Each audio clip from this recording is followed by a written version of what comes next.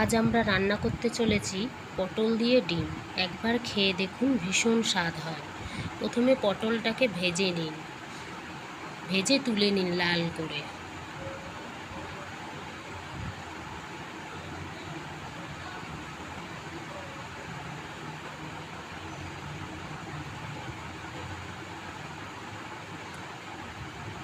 তারপর ডিমটা ভেজে নিন।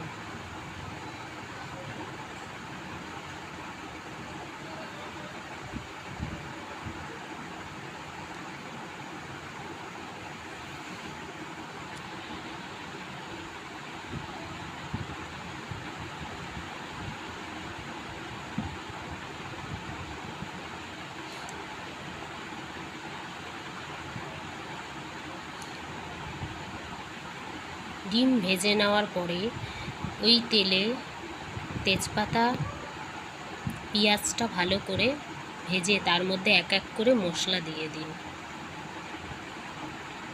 পেঁয়াজ বাটা, আদা রসুন বাটা, লঙ্কা বাটা আর টমেটো দিয়ে ভালো করে মশলাটাকে কষিয়ে নিন।